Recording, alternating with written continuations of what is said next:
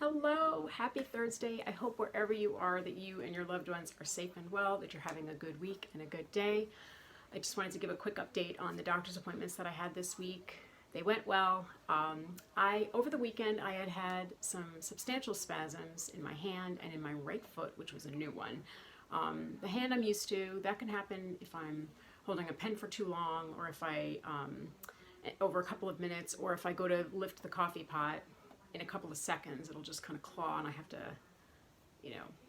work my fingers out. The right foot happened. I was sitting on the couch watching a movie with my husband on Sunday afternoon, and all of a sudden I felt like my muscles and nerves were being pulled up internally from my toes into my calf. Yes, it felt as bad as that sounds. It was painful and numb at the same time. And so it took about 30 minutes for me to physically straighten my foot and kind of massage the muscles to calm the heck down.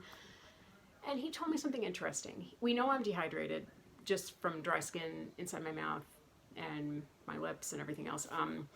And so he said he wants me to get my electrolytes checked because an electrolyte imbalance, dehydration can cause muscle spasms.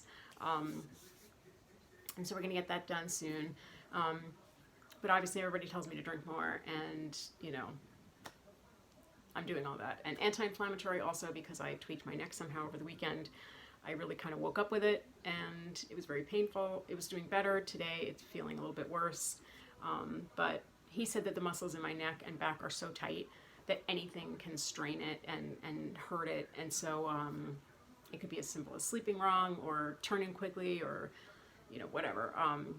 But yeah, so that happened. And the other big thing with my back is my back. It's locking, that locking sensation every single day, sometimes a couple of times a day, every other day at the minimum. And so he's concerned about that, but he gave me my options, and we decided the best thing to do is to get another round of injections. Now, I'm asking all of you, send up a wish to the pre-approval fairies that they grant it quickly, because it's scheduled for next week, and we'll see what happens. I'm supposed to get them next Thursday. Fingers crossed. Knocking on wood. We'll see what happens. I wanted to get it done before the holidays, and I'm also working on a project with one of my friends, and so I wanted to get that done before it interfered with anything, because I am going to be a little bit more active over the next few weeks. So we'll see what goes there. Who could say? The other thing is I went for my second sonogram after the mammogram, and everything's okay. I have to go back in 6 months for another follow-up, but they are not worried. They're, felt satisfied with everything. So that's a relief. What's next? Oh, my husband sent me an article last week from The Atlantic. He said, you need to read this article. Now, this is what the blog is about this week, but I just wanted to give a little preview for anyone that does watch these, before you read the blogs.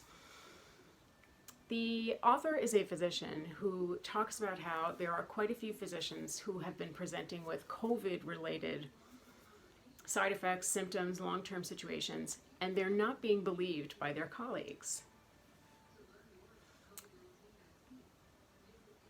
I'm trying very hard to rein in my bitterness about this situation, because I feel like saying to the medical community at large, this is what happens to us in the quote-unquote invisible illness community. I am empathetic. I don't think anyone should be put in this position, especially related to COVID. I don't understand this at all. I am baffled by the situation. However, and they do mention that this happens to people with other illnesses, and they talk about patients, but I just wanted to say, doesn't feel very good, does it? To feel like you're being made out to be a liar, or to feel like you're under cross-examination and you're going to be indicted for being a liar, that you're making it all up because of, brace yourselves, race, finance, gender, you're a hysterical woman, it's the fact that you're overweight, it's this, it's that. I have been told the full range of stupid in terms of reasons why my health is the way it is. It took going to the right physician to be told well, you were born with an autoimmune issue, you were born with congenitive spinal issues, and subsequently all of these things happened. But when you're going through that, it's a terrible feeling. So I'm trying really hard this week not to be like, really? Wow, doesn't that feel like crap?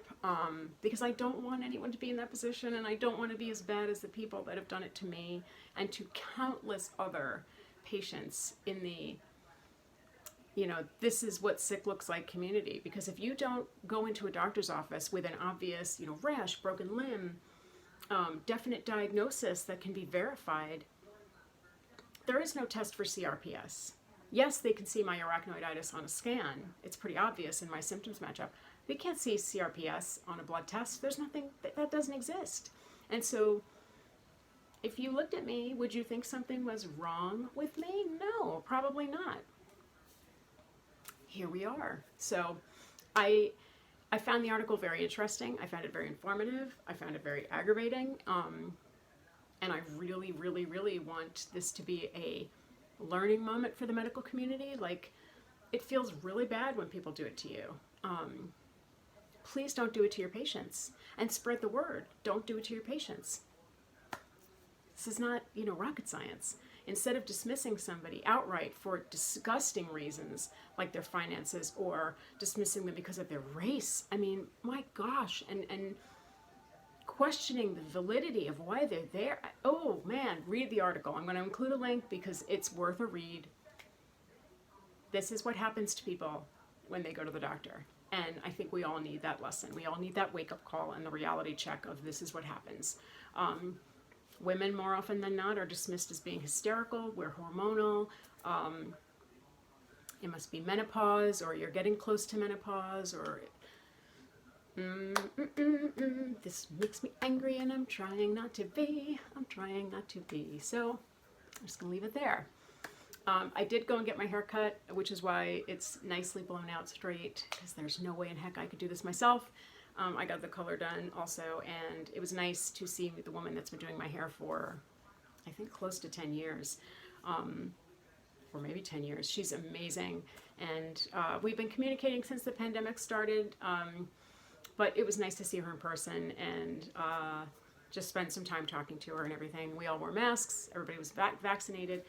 I wouldn't have done it otherwise, but I needed to film quickly when I got home to cash in on the nicely blown out look, because left to my own devices, my hair will not look like this in a few days. So I'm enjoying it while it's there. But anyway, yeah, so that's what's happened this week. I'm trying hard to be kind and to think kindly of the medical community and hope that this is a tipping point for people. It won't be, but we can hope, right? If we send that out into the universe enough, then hopefully people will start to say, wow, we do this to our patients all the time. Feels really bad. Let's not do it. And nobody's COVID symptoms or post-COVID symptoms should be dismissed. I mean, hello, if nothing else, have we learned nothing since this whole stupid thing started? It morphs, it changes, everybody handles it differently. People that have experienced it have long-lasting effects of it. And this is kind of a work in progress. We're learning as we go. So no one should be dismissed. I mean, why as a layperson do I know that? And these doctors who are kind of brushing off their colleagues, why are they doing that at all? They should be writing all this down and reporting it to the powers that be so that they can study this. Hello, hi, this is what should be happening. Anyway, that's where we are. I hope where you are, I know my sign off. I hope wherever you are having a low pain, no pain, low aggravation, no aggravation kind of a day, kind of a week, kind of a weekend. That is what we hope for. That is what we deserve. Oh my gosh, have I totally forgotten my sign off? I have.